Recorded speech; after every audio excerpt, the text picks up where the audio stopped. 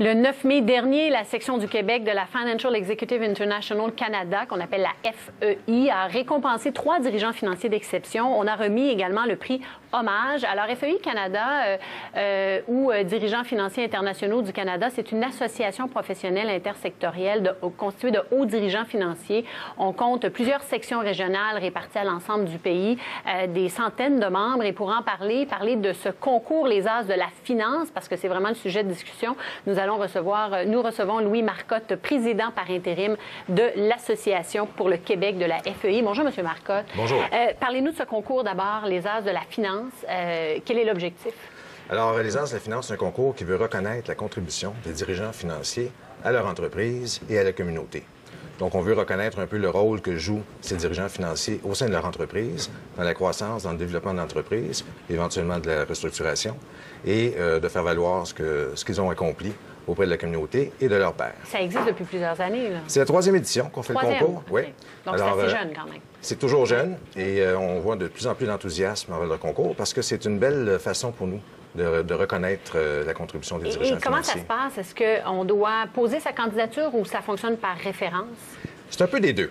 Alors, il y a des gens qui posent leur candidature, alors que d'autres se font nominer ou se font encourager à poser leur candidature. Alors, on reçoit les candidatures et là, il y a un processus de sélection, éventuellement d'interview avec un jury indépendant qui fera le choix des lauréats. Bon, il y avait 3 gagnants, en fait, c'est bien ça. Vous allez nous les présenter, entre autres Alexandre L'Heureux, chef de la direction financière de Génivard. Tout à fait. Pour la catégorie...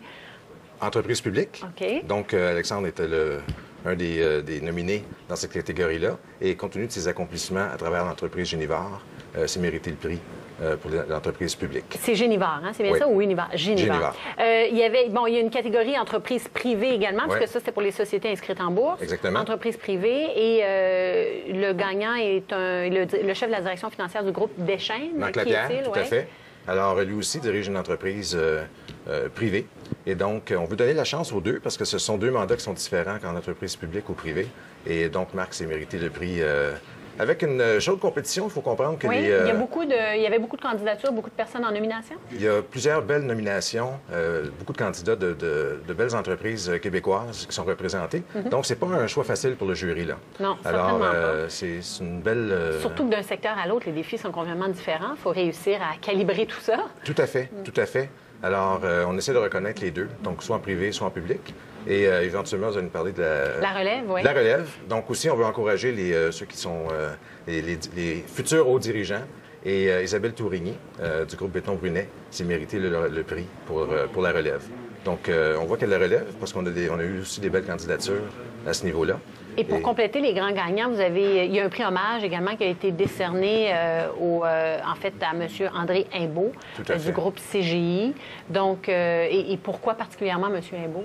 Écoutez, bien, M. Imbeau, c'est le fondateur du groupe CGI, cofondateur du groupe CGI. Et il était CFO. Alors, pour la communauté des dirigeants financiers, c'est une belle inspiration. Puis, on est vraiment heureux de rendre ces prix hommages. C'est le 2e prix hommage. Et on reconnaît vraiment la contribution d'un partenaire financier qui n'a pas simplement dirigé les finances, mais dans ce cas-là, c'est vraiment de bâtir un groupe, un fleuron de l'économie québécoise.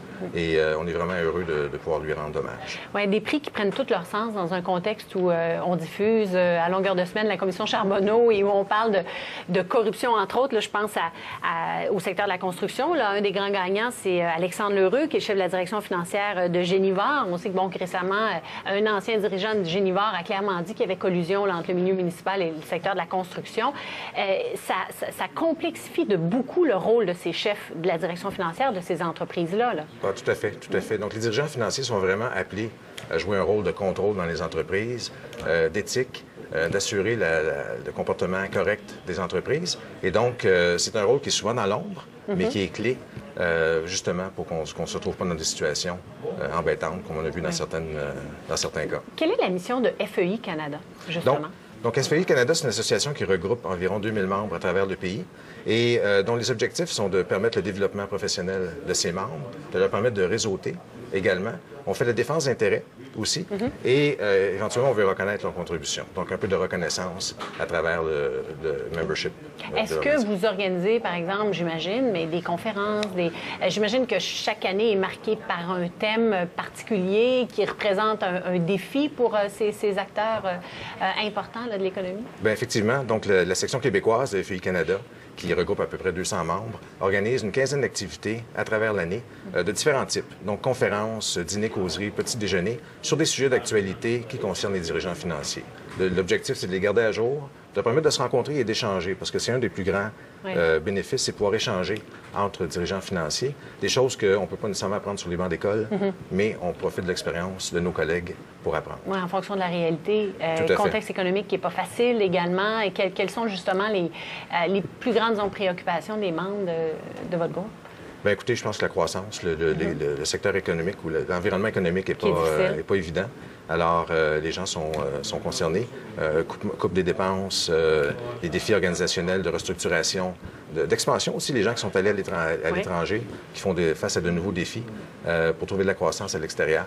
Il y en a une belle panoplie de défis auxquels on fait face. Question de la transparence, la gouvernance doit être omniprésente également, j'imagine, dans vos conférences. Elle est toujours. Elle est toujours là. C'est un défi de tous les jours et on essaie de se garder à jour et de garder nos entreprises à flot à travers une bonne gouvernance. Juste en terminant, prochain concours, je ne sais pas si vous y pensez déjà pour l'année prochaine, mais comment ça s'organise, à partir de quand ceux qui s'y intéressent peuvent poser leur candidature? Écoutez, à partir du mois de novembre, on ouvre vraiment les candidatures, mais on les accepte en tout temps.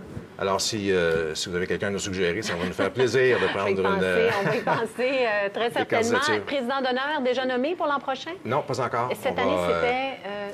M. Robitaille de la Banque Laurentienne. Oui, Régent Robitaille de la Banque Laurentienne. Merci beaucoup, Louis Marcotte, donc président par intérim de l'Association pour le Québec des As, en fait de FEI, mais pour le concours Les As de la Finance. Merci d'avoir été là. Merci à vous. C'est ce qui complète l'émission. Merci. Avec les plus